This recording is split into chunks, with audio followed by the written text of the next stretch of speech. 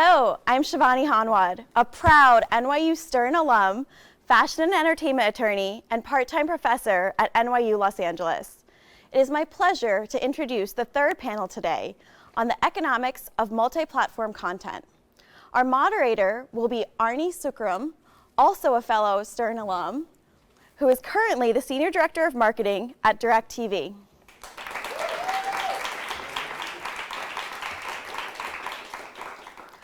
Our panelists are Jasmine Askew, Lead of Social Impact Creator Strategy at Unity,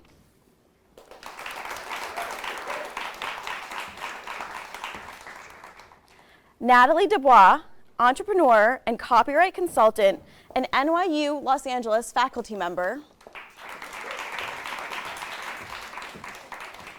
Kaylin Hunt, Vice President, Development and Production at Juvie Productions,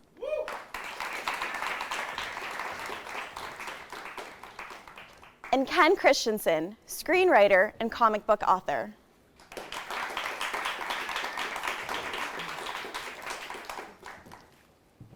So here we are. So it's been a great morning so far. Talking a lot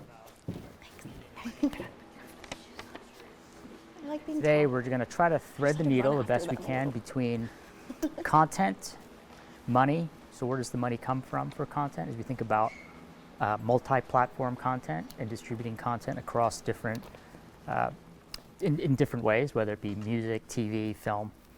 And we're going to talk about changes in technology and the evolution of technology and how that's impacted the economics of multi-platform content.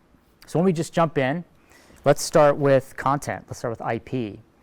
And the first question is just trying to think about your roles and where you are and how you think about content and prioritizing content, what content gets developed and why. Why don't we start with some examples of that? And maybe, Kaylin, you can start. You work at a pretty interesting place, a star-driven production company. Yes.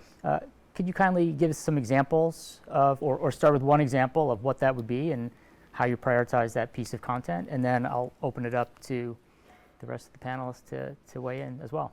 Yeah, I mean, for us, I think there's a lot of factors for any given story that we find interesting or creator that we find interesting, and there's not always a clear path. So I guess it's just when we start talking about an idea or hear about a story, and we get into the discussion of it, sometimes it might come to us as a film, but then we think that it could also work well as like a stage play or something, like for a film that's like not like a big IP or something. So I think for us, we try to figure out like the best mechanism to kind of help the story or narrative or true story like gain some momentum and some awareness. Yeah, If that makes sense. It does, yeah.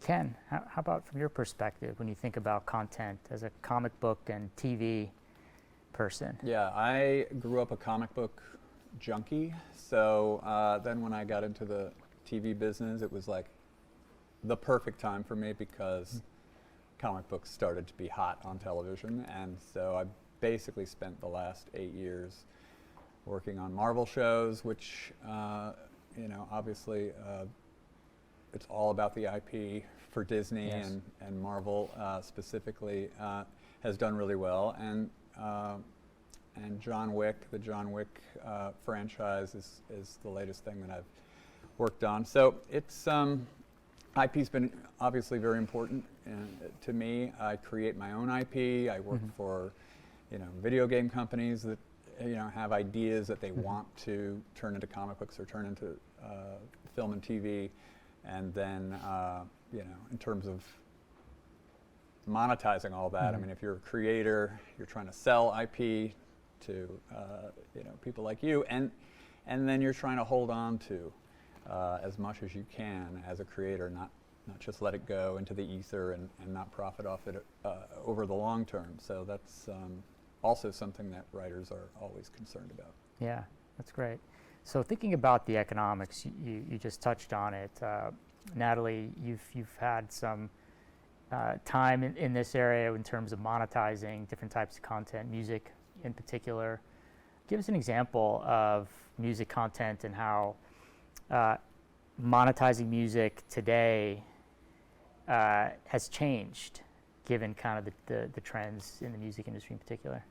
So traditionally, songwriters and also talent in television shows will make money from, so the talent will make it from residuals, and songwriters and composers will make it from royalties. And so the traditional model was definitely that the talent could rely on that to earn a living, because as an example, a songwriter that got a song placed on a network television show and it played for 43 seconds, every time that show aired, it would generate $1,000 of residuals. Today, if they get a song streamed on a platform that's on a television show, that's on a streaming platform, you know, it's cents on the dollars, because, for example, you know, if you generate 1 million hits and you have a song that's performed on YouTube, that would generate about $13 in royalties, and it will change. There's a lot of factors that go into that, but it just means that the royalty streams are far less than they were previously, and the reason for that is because when it was on network, the networks were paying significant amount of money for ad revenue, and that's not happening anymore, and the royalties were based on the ad revenue. And also the people that were determining those rates were set in place by the performing rights organizations for music.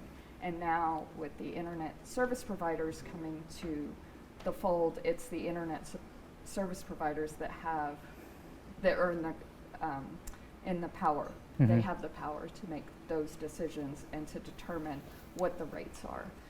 And the rates for the ad revenue are far less than they were when it was on TV. And so subsequently, the creators are making less money. Yeah. We'll come back to the changing in technology in a minute, because I know we talked a lot about AI earlier, and I want to come back to get your thoughts on that.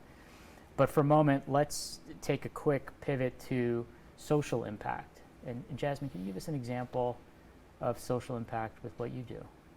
Sure. So earlier, Stephen Christian was on a panel talking about the work that he does, and we would define that as social impact. Yes. So social impact is anything that relates back to a sustainable development goal, whether that's a solution or tool that combats climate change, or it's telling an inclusive story that is designed to create empathy or understanding. So it's a broad range. My team specifically funds XR related work, so anything AR, VR, games, films, variety of things. So for us, anything that uses immersive technology and has that sustainable development alignment would be considered social impact. Got it. That's great. And thinking about these topics and with this lens of social impact, and now we're thinking about the challenged value propositions just in the industry, when you think about, like you mentioned, that in terms of like ad revenue, for example, and how that's declining for, like, say, traditional broadcast television. Let's jump back into how people get paid. So if you think about what you just described, Natalie, and the declining, those shrinking paychecks, and you think about Kalon and Ken, you know, popular IP like Marvel, people are going to go see the Marvel movies, and we don't need to rehash how much they make, or they could, or people will buy a AAA game and they make a ton of money as well. So give us some examples of how you get paid for content, and maybe more specifically, give us some color into how you pick based on the economics. So are you just looking after the big tent poles, or are you going after the storytelling, to your point, like telling like an interesting story, maybe not so interested in the money? Right. I mean, for us, we're more story-driven or creator-driven, so we try to kind of help shepherd that vision. And a lot of times, when you're getting started with a new story or a new IP, that, you know, because everyone's like, oh, what's the next big IP? you know, you don't always have that. I think for us, sometimes it's like just getting people started. So like doing a play first or doing a VR project first. We've been part of the Black Realities Grant that helps young creators that's relaunching top of the year. But just like getting people started to create the thing that they want to create, because that's the thing that like once you create it, then it can build momentum or build a following on social media or whatever, and it helps us make a case when we do go to the studio or a financier, say, hey, this is done well in this medium. What do you think about it for this medium? So it's not always like a clear cut line, and a lot of times it's like, you know, it's just investing in the right voices to help that idea grow and take whatever shape help take it to the next level. Yeah. Ken, what do you think? Yeah, as a TV writer, you're signing a 3-year contract, 2 to 3 year contract, depending, and obviously you're thinking about the money. You want it to do the right job. You want to work with the right people. You want to, you know, have fun playing in the universe that you're playing in. But you also have to, you know, squeeze as much money as you can out of that opportunity. And so we've been on strike for the last 4.5 months, and it was largely about the money.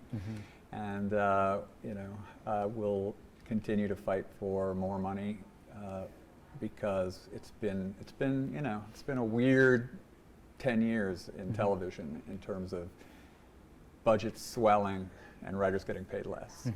So, and to the residual question earlier, it was like, yeah, you used to be able to depend on your residuals between jobs. You would get your residuals, and that would bridge you from, you know, one job to the next if you were out of work for 5 or 6 months. You're getting these residual checks, but like last year, just by way of example, I was on a $120 million Apple show, and I got my residual check, and it was $5,400 for the year. So you can't pay your, you know, mortgage or your rent with that. Whereas a tiny little show on a cable network would pay you $30,000 for the year. You know, so Apple's paying 6 times less than like the Sci-Fi Channel. You know, that's that obviously had to be corrected. So hence the strike. Now we're out of the strike. We're back to work this week, and I am, you know, fired up, and I'm sure every writer is fired up to, you know, make sure that we're paid fairly. Yeah, and on that point, I like the examples. Those are really interesting use cases of Apple TV, which has made a big splash with premium consumer content, and these other traditional models that you mentioned, like USA, I think it was USA. Same company, but yeah, Sci-Fi Network. Sci-Fi, yeah. How do you now pick and choose? So the strike's over. There's a lot of ideas that, like storytelling. How do you pick and choose? Like, how do you think about that? It's, I guess, for us, it's like, where is the momentum, and how can we build more momentum for a story? Yeah, I mean, it is interesting how streaming has come in and sort of changed a lot of models, even with the start of like YouTube, right? And it's like, there's not really money in the non-traditional models, and like the strikes are kind of hopefully to correct all that. But it's hard to like pick and choose because we don't know what will have momentum. Sometimes a different buyer based off of whatever they're looking for helps be that spark versus something that's been in development longer that, you know, we're all passionate about, but it's just like a different, it doesn't fit with what a buyer or studio might want at any given time. So it's hard to like, we don't really pick and choose, but we just try to like nurture everything to a certain degree and then have it help find its legs. Yeah. And with the changing economics, Natalie, how are you thinking about the work that you do and looking at different, say, contracts for different pieces of IP? How are you trying to get the most value out of content given the current landscape? In the music industry, certainly, for example, music producers now really focus on a model where they can get upfront fees, so they're not having to rely on the residuals. So that's one thing that's changing. The other thing that's gonna change also is with the advent of AI. So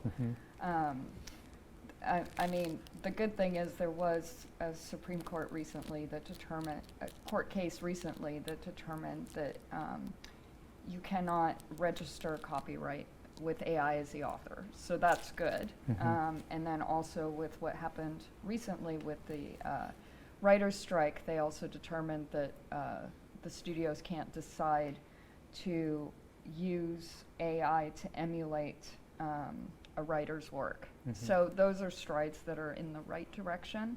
I think what we're going to see more of is, and we're starting to see it a little bit, so like Amazon and Disney are partnering up with ESPN to stream, and I think we're going to see some more of those type of partnerships, but I think a lot more investment is going to have to go into the creators and making sure that they're properly monetized. Because if not, then we're going to lose a lot of creativity because they need to earn a living and they need to be able to do it without having like 3 different jobs doing something else. So, so I think there's going to have to be more investment in that, and the people that are in control of the content and can make those decisions and are putting the investments together, and the companies that are behind that are going to have to start investing and start thinking about, okay, how do we shift this and make sure that the creators are properly monetized for what they do. Yeah, and in a world where, and we've heard it already today, like bigger budgets, smaller paychecks, challenge value propositions. How do you guys start to see this with the writer's strike over? How do you start to think about ways forward, like looking for those investments, like who do you target for that investment for a specific production of an idea? Well, for me, I before the strike had a lot of IP that I personally was getting the rights to, and then pitching. So I'm back immediately, like day one, back in that game, calling everybody's, let's get those meetings back on the books, and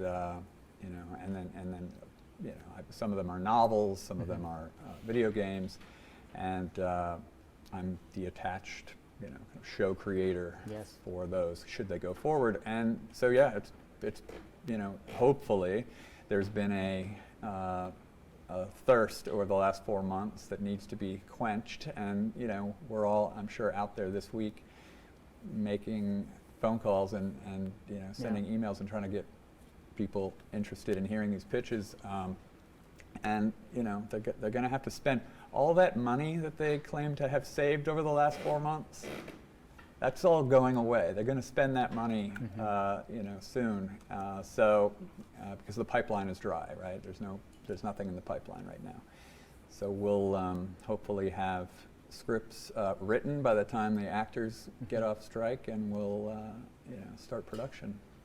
That's great. And then now it's about advocating for your idea, your story, and just getting the right, I guess, contract in place, given like you have a new agreement. So what are some of the ideas that are coming next with regards to these ideas? Like, and Jasmine, maybe you could talk a little bit about social impact and what you do. So I don't really do anything in relation to what was just discussed. So sorry. I'm just thinking, it like writer strike's over. You can now start to find creators that you can put in front of people who want to listen and produce some content. So how do you start to prioritize that now?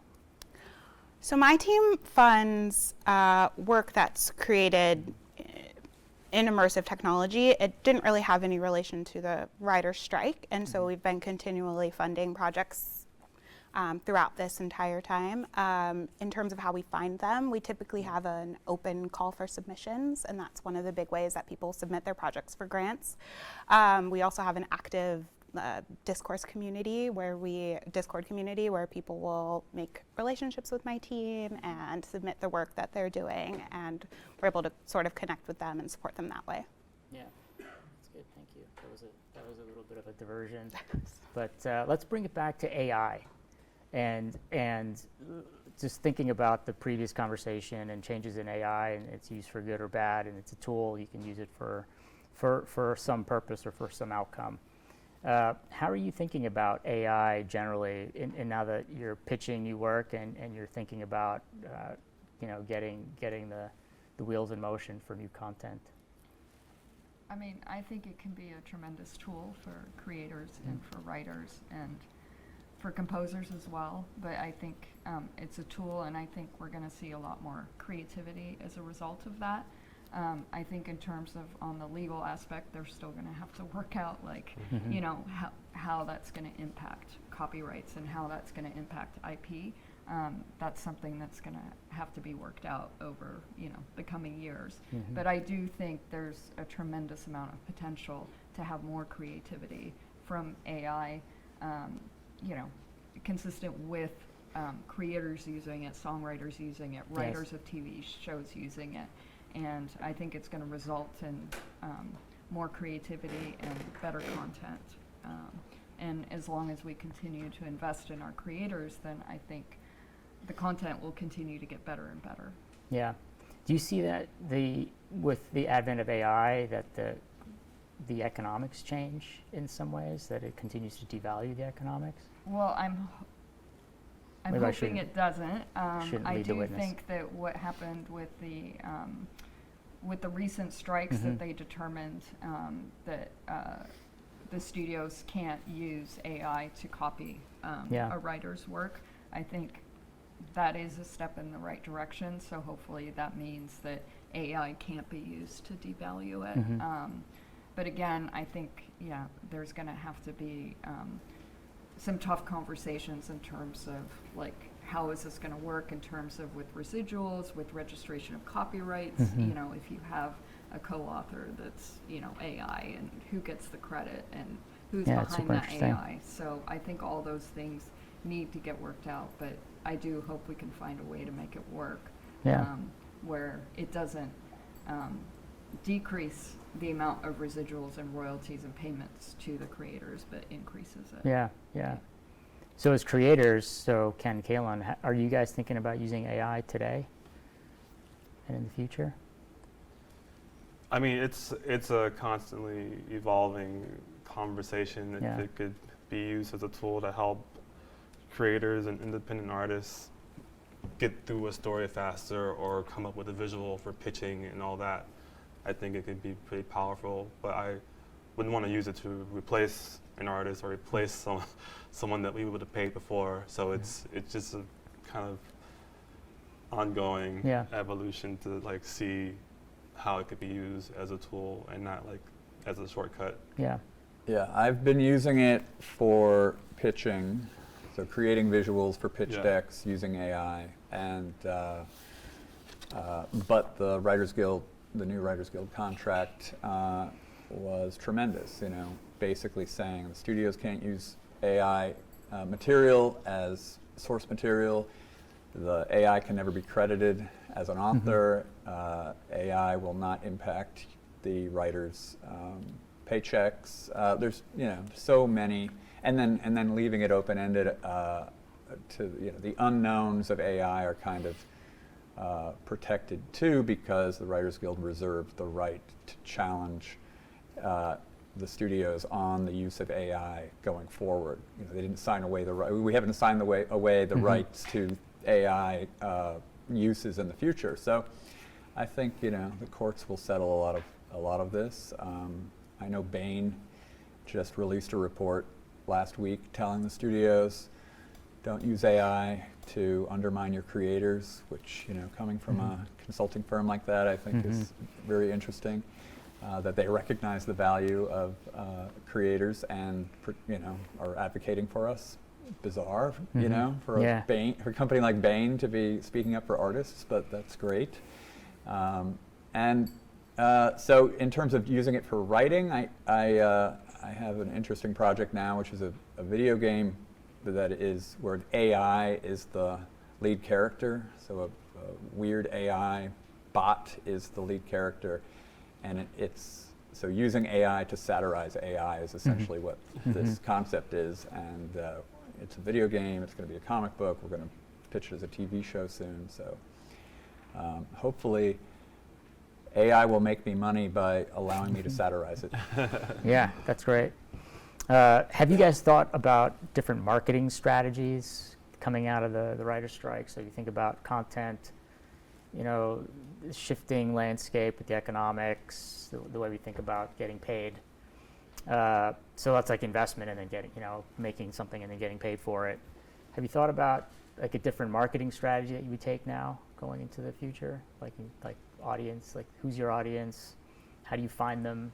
How do you get the right awareness? I mean, I think there's just so many kind of new mediums and mechanisms through which people experience content, including VR and XR, or through Instagram story or short story that they kind of creatively crafted. I think for us, we don't shy away from any of that. But it's interesting to think about marketing, like for the Apple Vision Pro or something. Like, what would something like that look like?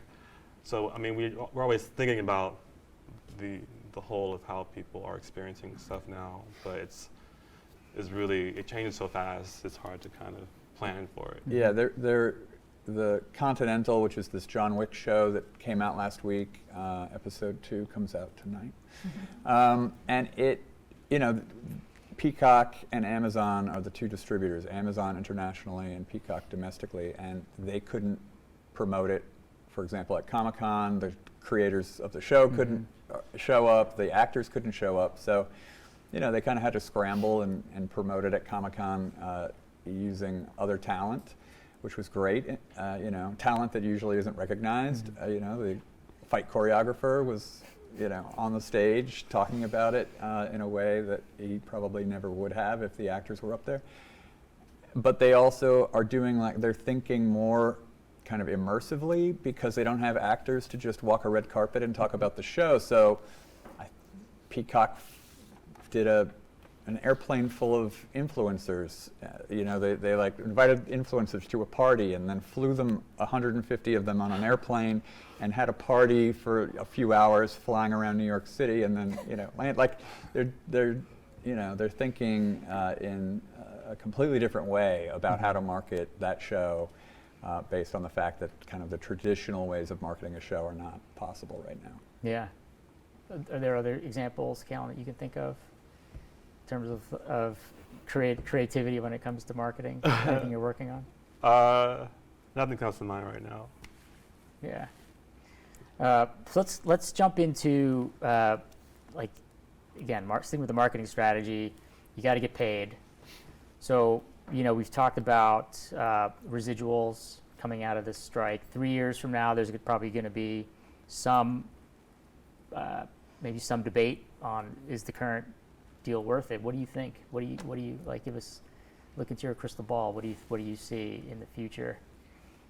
In terms of with residuals? Yeah, like how the writers will do in 3 years. I mean, they're not doing well right now, Yeah. so hopefully that will change. But Yeah. I think the only way that can change is we need to have changes in the law.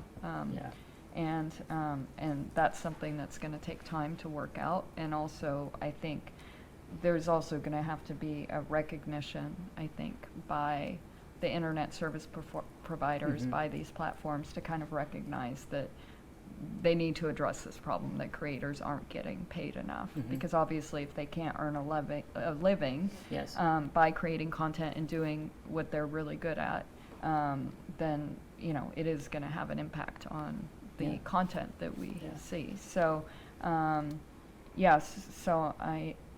I'm hopeful that we'll be able to move it in the right direction. Can you help us understand when you refer to the internet service providers? Can you help us understand what that problem is? Well, so for instance, if I take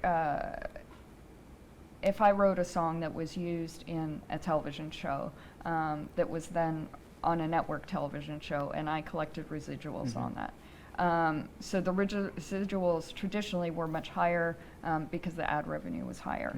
Now, if I take that same writer, that same song, and let's say they got a song placed on Netflix for instance, or on any of these platforms that are on the internet. So what happened when the digitization occurred? Basically, it created a new medium, a new platform, and because it created a new medium and a new platform, that wasn't written into the copyright law, and so all of a sudden they had to figure out, okay, how are we going to monetize it, and who's in control of that? And that's what I mean, is the ISPs are in control of that, because it's like Google, it's YouTube, it's all these internet service providers that are actually directly negotiating with the performance rights organizations, which are the ones that administer the royalties. And that's why they have control over that, because they have control over the negotiations. And because the copyright laws weren't up to date when the whole internet occurred, and because, you know, they were scrambling and they couldn't bring it up to date soon enough, that's why that power went to companies like Google, like, So, and that's why they have the power to determine what the royalty rates are, what the royalty structure is. Yeah. So Google, as I understand it, they make their money on advertising, so internet advertising, like advertising online. And just so we understand it, so Google basically makes money from people typing in searches, and then Right, but then they get to negotiate with the PROs in terms of how much they're willing to pay in terms of a blanket license to the PROs. But they get to determine what that rate is, and they don't have to be transparent in terms of how much ad revenue they're getting. And that's where the disconnect has occurred, because we don't actually know how much money is being collected for ad revenue. But so it all comes down to what gets negotiated between these two parties, but the PROs are kind of performing it blind because they don't know what revenue they're actually making. So for the audience, take her class, because I think you'll learn a ton. I think the economics of the internet are fascinating, and also challenge value propositions there as well with regard to online advertising. So thinking about just like the platform, so you've got a lot of types of digital media. Kaylin, you mentioned theater, but you're also thinking about other forms of media, TV, film, any like digital first productions. Like, how are you thinking about prioritizing now what you do, like given sort of the economics, the changes in the economics and where the money is? I mean, we have our deals with like certain buyers like Amazon and E1, and then we also have like an immersive and interactive division. So we did a project with Verizon last year that was like a reimagining of Shakespeare. So I think it's just about staying open-minded to see where, like, what kind of stories are possible, and then figuring out the path from there. But there's no like one size fits all for any of our things. Yeah, and then each one gets its own sort of well-defined marketing strategy in terms of the go-to-market and how you find the right audience for that medium.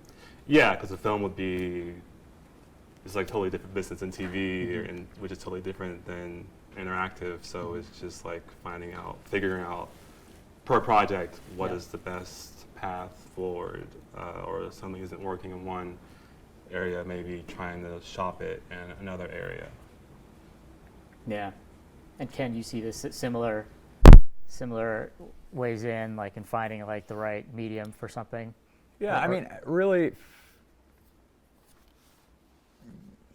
from a creator point of view, I always approach it just like, what do I want to do for the next 3 years? You know, if you're creating something or you're personally going out and optioning something, you've got to think like, I'm going to live with this thing for years. Make sure it's the right thing, you know, artistically and then practically too. You know, does this thing, you know, if we made it into a show, would I have to shoot it in Asia? And if I do I want to, you know, uproot my family and go there for? So you got to think about those kinds of things also. But fundamentally, it's like, what is speaking to me artistically, and then what's the right platform for that, or what's the right medium? Is it a is it a book? Is it a comic? Is it a video game? Is it a TV show? Is it a movie? Et cetera, et cetera. So you've got to factor all those things in, and then you just got to really, these days, put a package together. You know, often it's like you've got to get a director and an actor and a you know, and a script or maybe a Bible together first before you approach certain players, and that's a whole bunch of different hurdles that 10 years ago you didn't necessarily have to do. You know, so it's more complex, but it's also, you know, more interesting. You put your producer hat on. You're not just, you know, the writer. You're really the producer, and you're pushing things forward in a way that, if that's something you enjoy doing, I know a lot of writers who are like, I don't want to go through all that. Just, you know, let me write. Let me sit in my office and write. But, you know, but I happen to enjoy that. So I like putting teams together and going out, and pushing stuff. Yeah. So how do you, as creators, now set expectations on some of the things we're talking about, like with regard to the economics, they're changing? How do you get the buy-in and support from these teams that you're putting together? Passion. You don't know who will respond to what, but like, you just kind of start with the idea, and then there's momentum from there, depending on who you talk to, but you find the right people and team that are supporting it. Yeah, I think it's really like, what are your relationships with people? You know, this director loves this genre. You found something that you feel like is, you know, gold, and you go and you passionately pitch it to that person, and hopefully that person's into it, and then that director knows this actor who, you know, would be perfect for it, and, you know, so the pieces start to come together, and then once you have, you know, the right presentation, you gotta figure out, you know, who's open to this kind of thing. You know, does this network have 3 of those projects already, and this one wants one, and you know, you've got to kind of do your due diligence on that and figure it out. But you know, ultimately,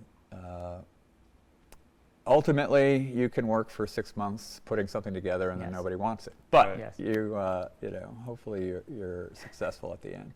And it's really hard to pitch something based on what you think someone might want. And someone pitches me sometimes, I'm just like, what do you want to say? Like, what kind of story do you want to tell? Don't pitch me what you think I want, because I want to know what you want to do. So it's, you can't really kind of say, oh, the market wants this, because then in 6 months, it's always going to change. So it's just like trying to stay consistent with your own voice and what you want to tell. Yeah, I definitely agree with that. I think the cream always rises to the top. So I think if you write great content, I think it's eventually going to get recognized. So I think just focusing on really having an excellent product, and I think in the end that'll get rewarded. And I don't think that changes. I think there's no shortcuts to that, and I think, you know, like he mentioned, that if you have your own voice in that and you're passionate about what you do, that comes through, and people love passion and they love excellent work. So that's great, and I like the way you guys are all kind of leading in the same direction with that idea of advice, and like what you would share with somebody who's, say, an undergrad at NYU and thinking about what they're doing at the program here.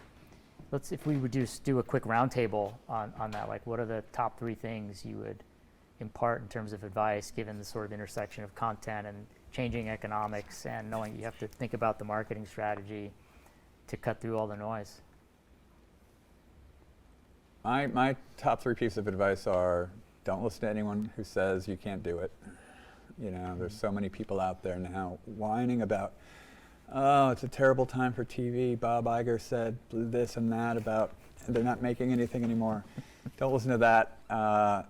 There's plenty of money out there. There's plenty of opportunities, and you know, follow your bliss. You know, go do the thing that you really, really, really want, and the cream rises to the top. You're going to get recognized if you're doing it exceptionally, and then, like you said, things are changing constantly. So do not think you have to zero in on some trend. It's like, just do your thing and then get it out there. You know, getting out there is the key. You execute it, get it out there, and somebody will recognize it. Yeah. Yeah, I mean, I remember being in film school and coming to panels and like, oh, how do I get to that person, you know? But then, like, you know, there's an aspect of not recognizing your own power and your own voice, and a lot of things have not been invented yet. And like, your perspective and your network, you know, like, just like focus on honing your voice and creating in whatever way you can, I think would just be my advice. That's writing a short story or making a short film or just being creative, and I think you will kind of find a path and people will see you, you know. And I think doing what you love, that's really important, but also recognizing that there's always no more than 5 or 6 people between you and the person you're trying to get to, and to really use the tools that we now have with the internet and with all these other social media platforms to get to the people that you want to. But that being said, not to underestimate the value of like picking up the phone, calling someone, and face to face, and those are just really important. And that building careers takes time, and you know, over time you get to know people, you increase your social network, and more people get to see your work. Yeah, I think everyone already said everything great, but I agree. I think especially for the type of work that I do, I want to see your unique perspective, your unique creativity, and I want you to feel empowered to tell that specific story that you know we haven't heard yet. And so I think just leading with your creativity and feeling power in your story and just showing up are my 3 pieces of advice. Yeah, that's great. That's great advice, everybody. But one more thought around, I like this angle of the internet. You can get your content on the internet for virtually free. Is that always the best path forward? If you're making something new and you know that there's probably got to be a path where you need to make money, is that the only path? Is it one of many paths? How do you think about putting your content online, like whether it be on Instagram or TikTok? I hear TikTok's a big deal now. It's a tough crowd. It's a hard, I mean, it's just, I think it's a personal choice. I mean, there's other routes like festivals, and then there are big festivals, and then sometimes I see people waiting to be in a festival, and then 10 people are in the audience, and then so some people are successful by just putting it on the internet, and a million people see it. So it's just, I think it's just like figuring out what works for you or what you're okay with, and you know, it's. And what you already have access to. Yeah. Right? Like, why would you wait to get into the festival if you already have 10 billion TikTok followers, or you know? So I don't think it's about free or paid, but it's more about using what you have access to. Yeah. And I think it's diversification as well. So yes, getting your song on YouTube is one part of it, but then, you know, he mentioned festivals, film festivals. There's also music festivals, you know, playing out as much as possible. So I think also touching on what Ken said earlier is that you have to do a lot of different things. Like you were saying that writers don't like to market as well, but I think it's the same thing with songwriters. Is they have to market, they have to play out, they have to perform publicly, they have to do all these things, and all those combined, they can have a sustainable income. But one can't be without the other. So just like with writers, you have to market your own material. It's the same thing with songwriters. You have to get your stuff out there, you have to get an audience, and then you start to see the return on that. Yeah, putting stuff out for free can be great. I mean, for sure, you can get noticed. I think it's a matter of, you know, is that the very first step you want to take?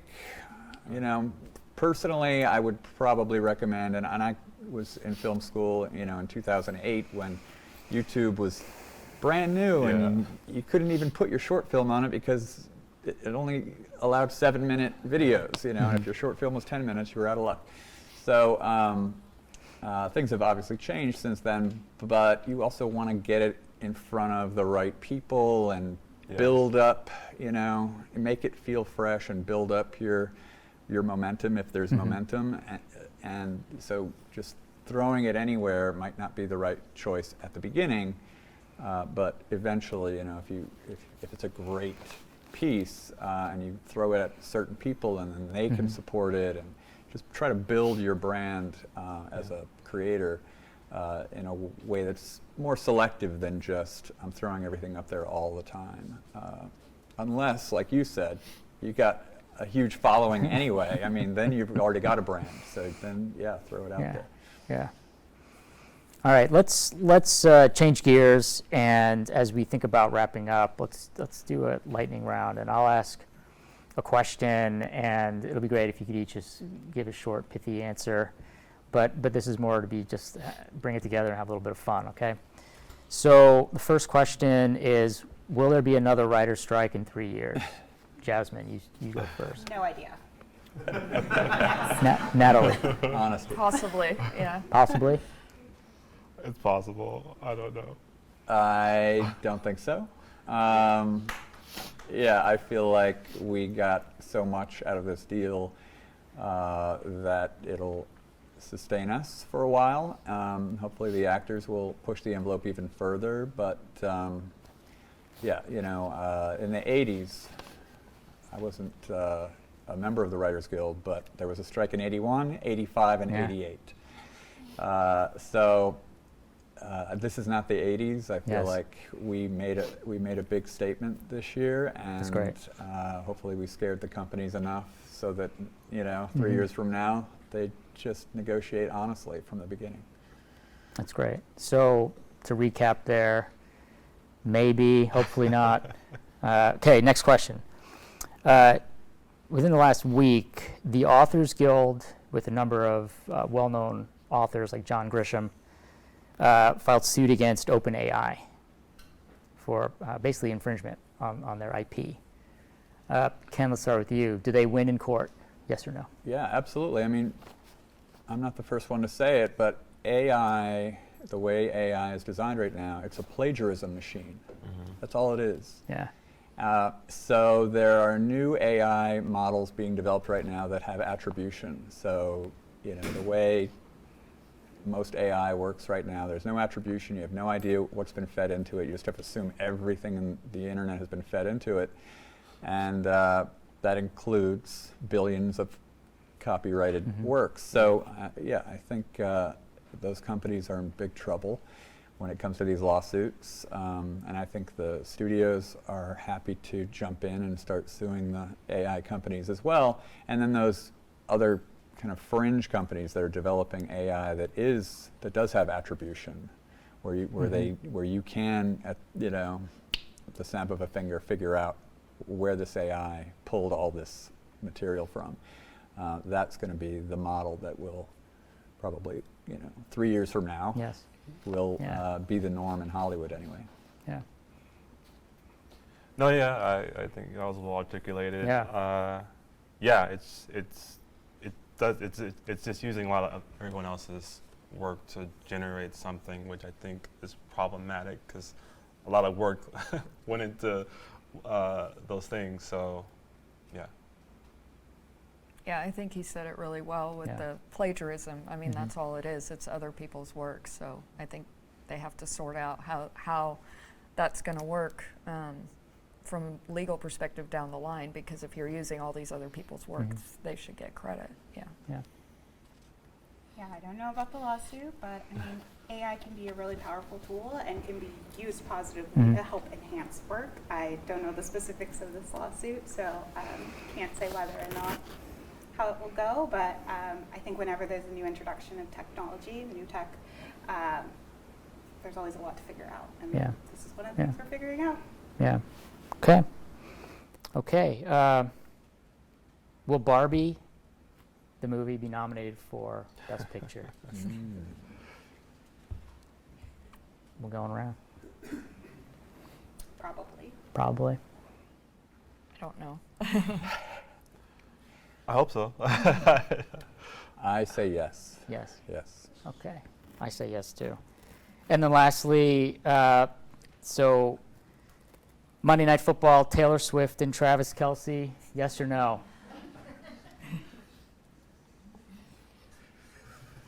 I say yes on that as well. What's the question? Taylor Swift and Travis Kelce. I don't even know who Travis Kelce is. Yes. Yes. Tight end for the Chiefs. Okay, sports is like for Okay. me. I'm Team Kayla. Yeah. Well, I'm a Swiftie, and I say yes to that, too. So, guys, thank you very much. This has been a lot of fun. Thank